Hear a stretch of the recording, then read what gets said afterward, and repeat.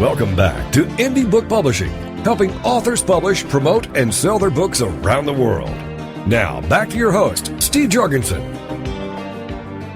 The title of the book, Confessions of a Recovering Stupid Male, Creating Loving Relationships That Will Last a Lifetime. And the author is Mike Love, and Mike joins us now on Indie Book Publishing, this special interview brought to you by Balboa Press. Hello, Mike. Hi, Steve. How are you?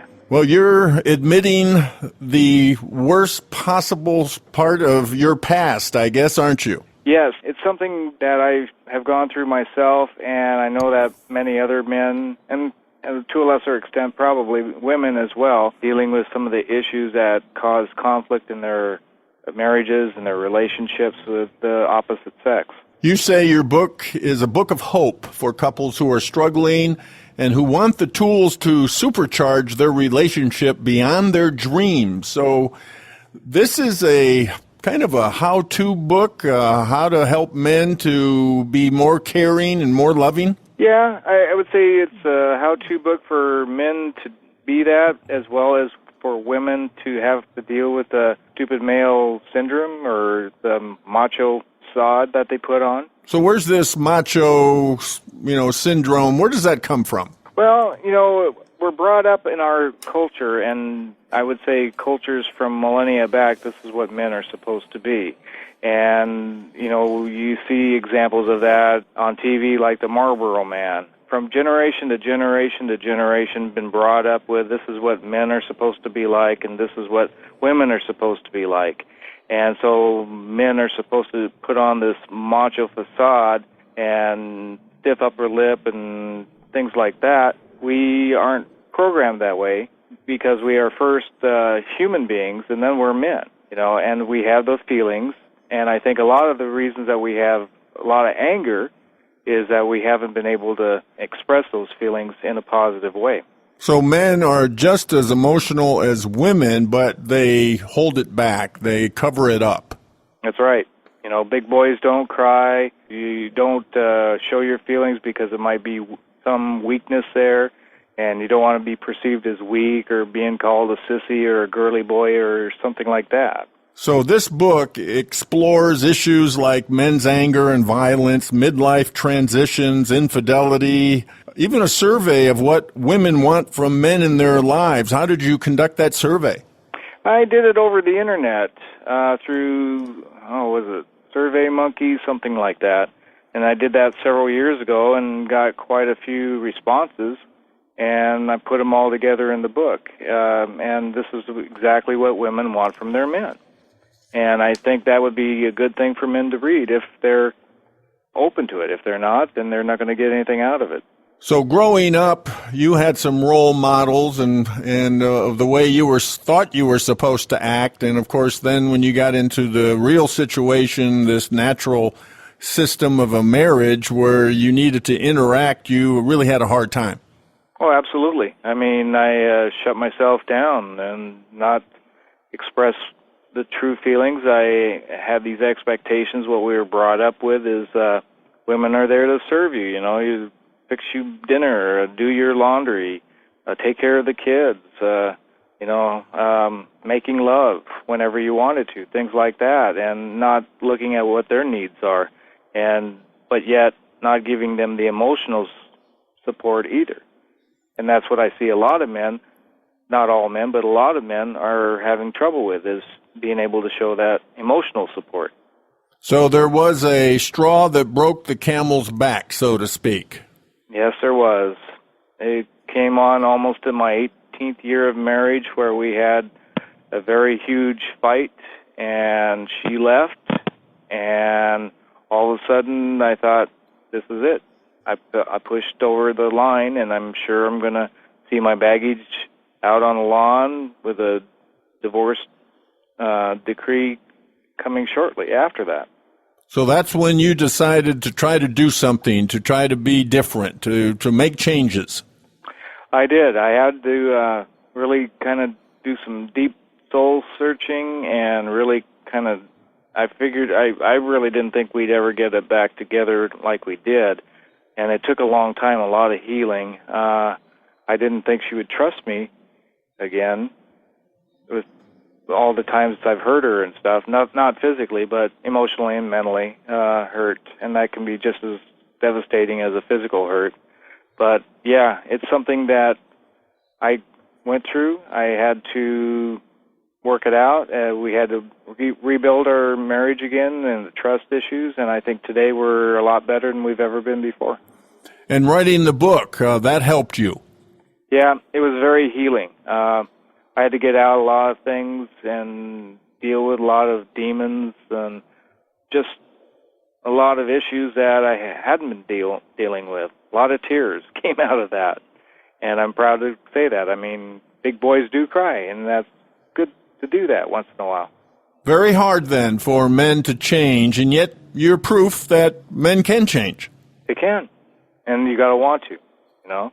If your relationship is that important, and you need to be able to serve her, you know, be able to serve your wife or your girlfriend as you would want to be served. And we've got some interesting titles of the chapters, The Dark Side of Men, Anger, Violence in Men, The Midlife Crazies. Is that something you went through? Oh, yeah. Yep, that's, I think, in my late 30s into up to 47, I'd say, I was going through all kinds of stuff. Emotional, I think, just the chemistry changes in ourselves, you know, erectile dysfunction, all this stuff, anger, depression, losing hope, all that. And you have a chapter titled Coping with Infidelity. Yes, I do. And there's a lot, mainly men that do the infidelity, but studies have showed that in recent years, women are doing that as well or as almost as much as men are now because they're out in the workforce. And they have a lot more freedom than they used to have just being at home. So, yeah. What advice would you give to women whose man isn't willing to change? Well, there's two things. If they're in an abusive situation, especially if you have kids involved, you want to get out of that. There's too much codependency going on. I've seen that with relatives, and you need to get out because your safety is at risk, and so is your child's safety as well. And you don't want your children to be witnessing this and then starting another pattern in the next generation. If it's not an abusive situation and that the men are still just wanting to be the way they are, you know, your choice is, well, either live with what you got and make the best of it, or, you know, maybe find other alternatives. And what would you say women can do to help their men evolve into a more loving and intimate partner? I would say that, and this is a lot what my wife did with me, is to start talking, having conversations. Don't be having conversations if there's a sporting event going on or if he's glued to the tube, or maybe sometimes even saying, well, let's turn off the TV and let's talk. And realizing that men communicate and understand communication in a different way than women do. Women are more open to communication than men are,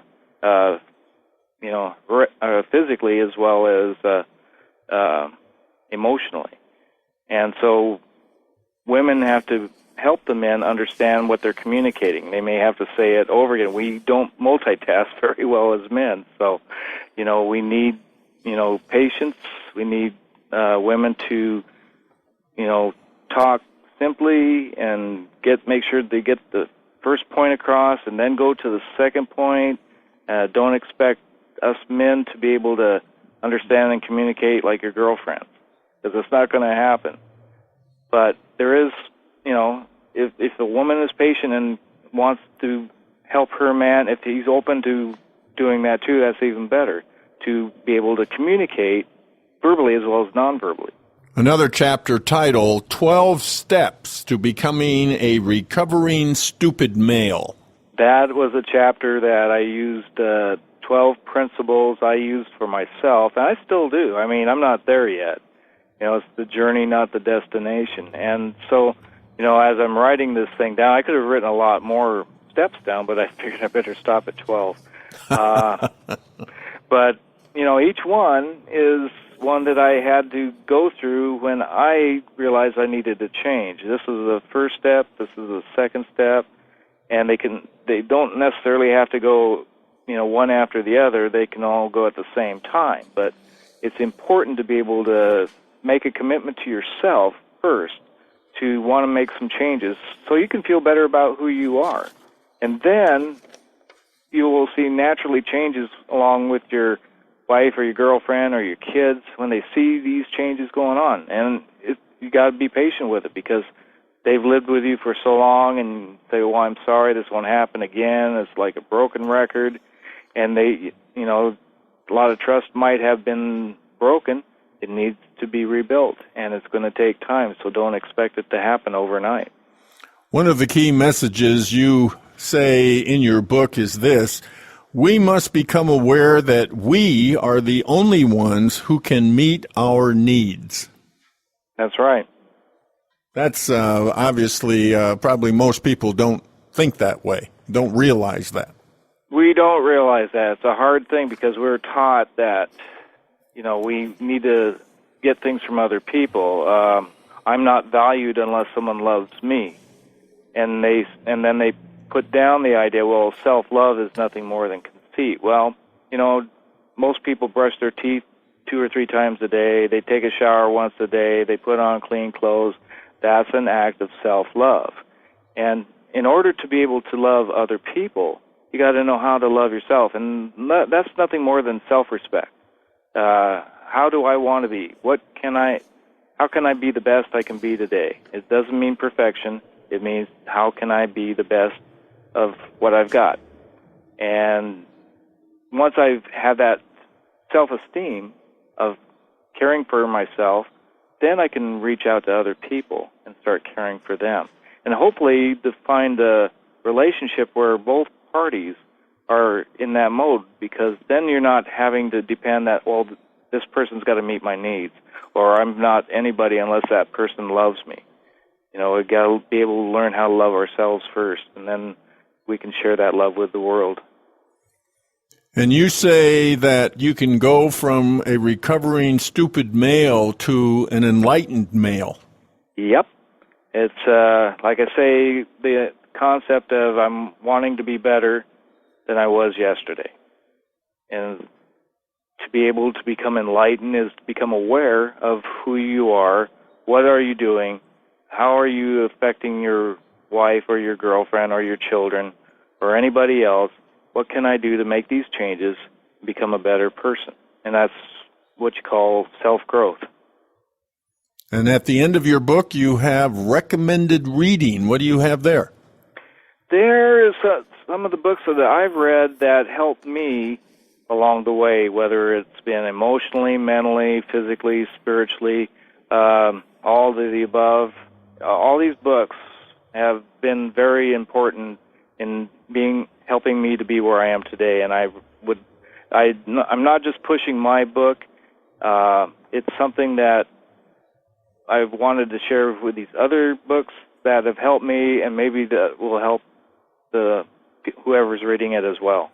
And your wife, Shelley, has written a statement in support of all you're doing. She says this: I will love you when you are confident and proud of everything that you stand for, and when you need me to remind you how far you've come, and that there is no limit to how far you can go. Well said, Shelley. Yeah. I couldn't get through that. She volunteered to do the foreword for me, which was, I thought, just great. That's exactly what I needed. And each time I read that foreword, I can't get through it without crying like a baby. So a recovering stupid male has learned to cry. Oh, yeah. Cry with good times and cry with sorrow. Because that's part of us, I mean, it's not something we have to do out in public. I mean, if it happens, it happens. But, at least allow yourself to cry and feel. we've numbed ourselves up with TV, we've numbed ourselves up with alcohol, with drugs, and we don't want to feel what we're feeling. And no wonder we see people angry today, and people depressed today, and people saying, well, this isn't working, I want to jump out, without really trying to make it work. The title of the book, Confessions of a Recovering Stupid Male, Creating Loving Relationships That Will Last a Lifetime, and the author is Mike Love. Mike, tell us how to get your book. Well, it's on Amazon, Barnes & Noble. It's hopefully going into bookstores near you pretty soon, but you can also go to my website at oneloverising.com, and you get to see some information there. I sell my books from there. I autograph the books. If you're interested in getting it that way, I'll send it to you. If not, then like I say, Amazon or Barnes & Noble or your nearest bookstore. And yes, everyone, his last name is Love. All you need is love. All you need is love. There you go, Mike. Well, thank you for being with us on Indie Book Publishing, Mike, and this interview is brought to everyone by Balboa Press. Thank you, Mike. Thank you, Steve.